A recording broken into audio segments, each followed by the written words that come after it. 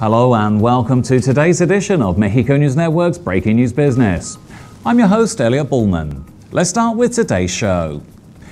Texas Governor Greg Abbott has said the bill for reconstruction after Hurricane Harvey could be as high as $180 billion. The devastating hurricane made landfall in the state a week ago and has been blamed for at least 47 deaths.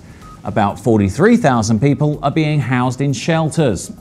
Abbott told Fox News that, judging by the number of homes and businesses affected by this disaster, he estimates that costs will be between $150 to $180 billion. The White House has warned that the U.S. debt ceiling, the cap on government spending, will need to be raised to meet the bill for recovery. Only Congress can raise that limit. The Houston region is responsible for more than $500 billion in economic activity annually.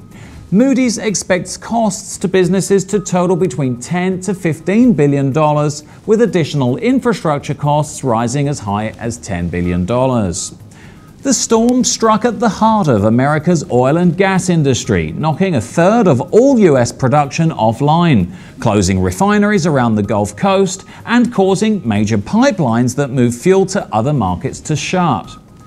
AccuWeather expects the storm to shave a full percentage point off US GDP over 12 months and lead the Federal Reserve to hold off on raising interest rates. In other news, according to the Associated Press, Mexico is taking US President Donald Trump's threats to leave the Nafta agreement very seriously, as the second round of renegotiating talks opened last Friday in Mexico City.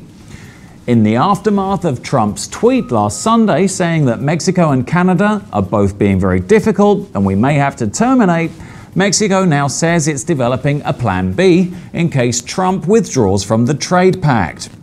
Mexico's Economy Secretary Ildefonso Guajardo told the country's Senate, "We have to have an alternative plan perfectly prepared. A scenario without NAFTA is something we have to think about." Guajardo said key sticking points include U.S. demands to modify NAFTA's dispute resolution process and tighten labor standards. In comments to Mexico's Senate, he said that about 15 of the 25 negotiating groups have run into differences after the first round of talks that started on August the 16th in Washington. One significant clash is over NAFTA's method of resolving disputes.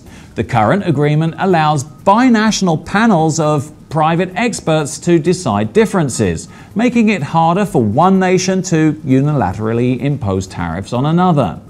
The United States wants to eliminate those panels, but Canada and Mexico fear that that would allow the U.S. to throw its greater weight around.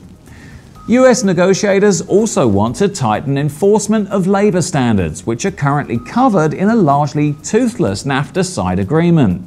A key draw for foreign assembly plants and investment has been Mexico's low wages. Moving on. Mexico's new institutional stock exchange, called Biva, formally received its operating license from the government on August the 29th and aims to be operating by the start of 2018 as it bids to capture part of the existing market in Latin America's number 2 economy and entice more companies to issue stock. It'll compete with the Mexican Stock Exchange, or BMV.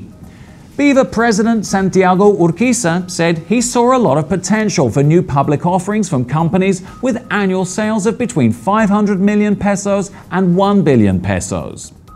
He said that there's a big seabed of highly prepared and institutionalized companies which are very close to the requirements to be listed. Biva will be backed by technology provided by Nasdaq, the second biggest US exchange that is used by more than 70 markets around the world.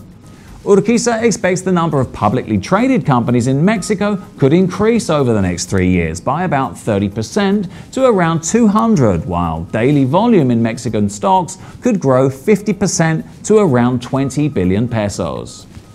And finally, let's turn to the markets. The Mexican peso decreased 0.4% to 17.79 from 17.86 in the previous trading session.